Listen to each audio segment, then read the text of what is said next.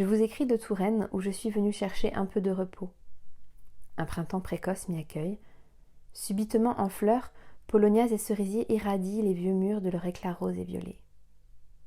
Ravi de retrouver le vert tendre au bout des rameaux et le vert plus foncé des gazons parsemés de perce-neige, les oiseaux partout s'éveillent. Moineaux et mésanges picorent les graines au sol en échangeant des cris de contentement. Et tout le coteau en écho n'est plus qu'attente. Dans le ciel, les hirondelles de retour cisalent l'air, telles de petites mains qui préparent fébriles le premier défilé de l'année. Vers le soir, les eaux du fleuve sont au rendez-vous du couchant. Elles consentent à se muer en nuages flamboyants selon les lois de la transfiguration. L'univers, immensément là, se montre un instant miraculeusement émouvant. Et quelqu'un perdu là au sein de l'éternité un instant l'a vu et s'est ému.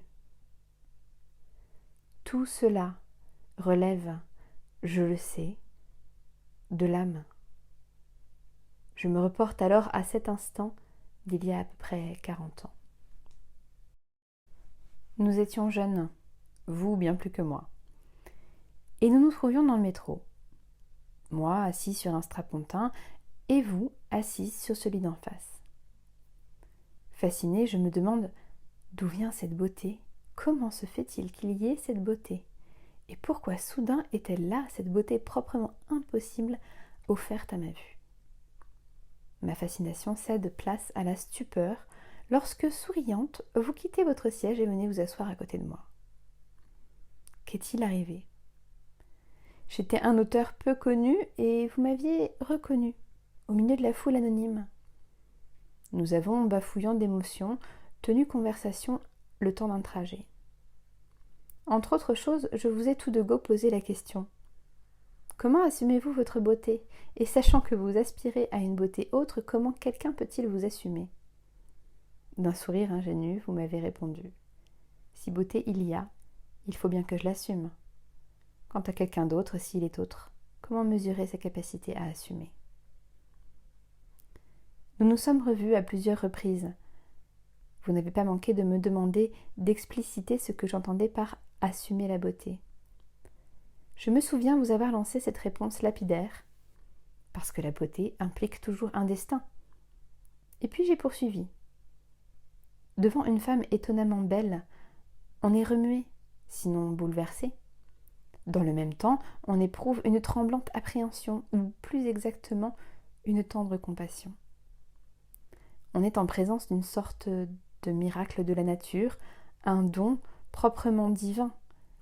Et cela même, cette beauté, telle une fine porcelaine, est fragile. On s'interroge. Qu'est-il arrivé là ? D'où vient que cette beauté soit, et qu'elle suscite émerveillement, émoi, quête, ou alors, sous une forme désastreuse, envie de conquête ?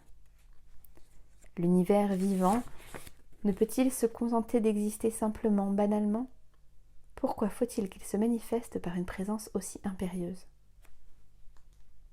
Oui, cette interrogation que vous m'avez inspirée, que votre beauté m'a inspirée, m'habite toujours. Toutes les aurores et tous les couchants, tel mont et telle mer, tous les arbres et toutes les fleurs, tel félin et tel oiseau, la prairie sans bornes parcourue par de superbes chevaux au galop, le ciel sans fond, éblouissant d'étoiles incandescentes, beauté subtile ou sublime, qui nous convaincra qu'elle relevait de combinaisons de hasard. Ne voyons-nous pas que dès l'origine, le désir de vie s'accompagne du désir de beau, prime signal de sens et de valeur ? Il y a l'âme du monde qui aspire à la beauté, et il y a l'âme humaine qui y répond, par la création artistique à multiples facettes, par la beauté intérieure propre à une âme aimante et aimantante, beauté du regard, du geste, de la donation qui porte le nom de sainteté. Mais la beauté est fragile, surtout quand elle est de chair. Ici, en repensant à vous, je reviens à la beauté de la femme, une des grâces dont ce monde est doté. Elle éclot en un milieu humain semé de contraintes, de périls, fondamentalement vulnérables. Cette beauté requiert des soins constants et délicats. Beauté, mon beau souci, de qui la main certaine a comme l'océan son flux et son reflux, a écrit Malherbe. Et surtout, elle demande à être aimée, vraiment aimée. Est-ce la chose aisée ?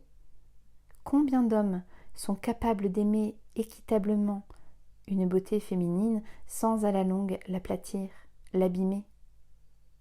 Celui qui est fasciné par elle, fier de l'avoir conquise, donc possédée, n'a-t-il pas tendance à la fixer à sa seule dimension physique, à exiger qu'elle soit sans faille, pour toujours à la hauteur, conforme à un canon idéal ? Lequel en fait n'est qu'une convention superficielle propre à transformer un sujet de beauté en objet d'ornement.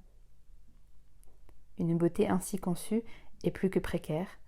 La moindre anicroche, la moindre flétrissure suffit à la ternir. Cause inévitable de déception, voire de désaffection.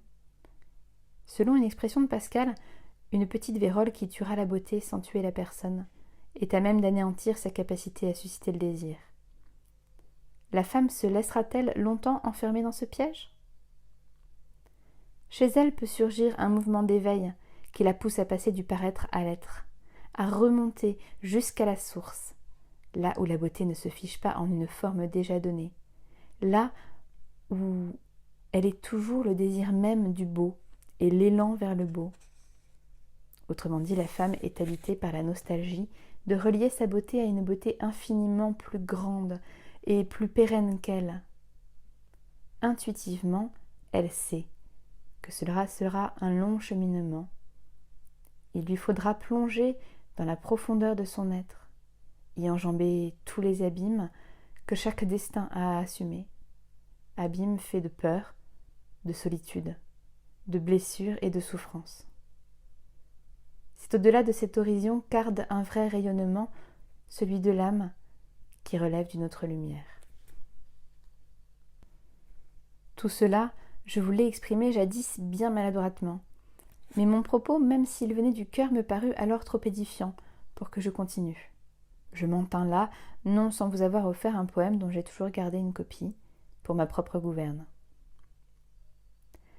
Quand la beauté t'habite, comment l'assumes-tu ? L'arbre assume le printemps et la mer le couchant. Toi, comment assumes-tu la beauté qui te hante ? Toi qu'habite la beauté, tu aspires à une autre, plus vaste que le printemps, plus vive que le couchant, déchirante, déchirée, qui pourrait t'assumer, hormis l'éternel désirant. Plus tard, vous avez quitté Paris, et de mon côté, j'ai été pris dans un autre engrenage.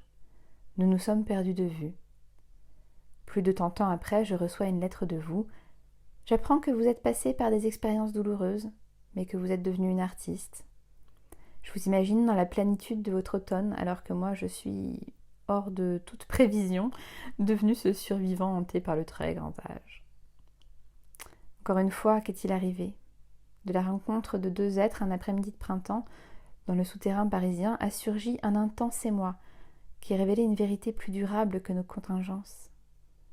Il relève d'un autre ordre qui, encore une fois, n'est autre que celui de l'âme. J'écris le mot âme, et je le prononce en moi-même, et je respire une bouffée d'air frais. Par association phonique, j'entends mot par lequel la pensée indienne désigne le souffle primordial. Instantanément, je me sens reliée à ce désir initial par lequel l'univers est advenu. Je retrouve, au plus profond de mon être, quelque chose qui s'était révélé à moi et que j'avais depuis longtemps égaré. Cet intime sentiment d'une authentique unicité et d'une possible unité. La Touraine va sans doute me garder un certain temps, jusqu'à ce que j'aie suffisamment avancé dans l'accomplissement de ma mission. Je vous livrerai à mesure les résultats de mes lectures et de mes propres réflexions. Bien à vous, François Tcheng.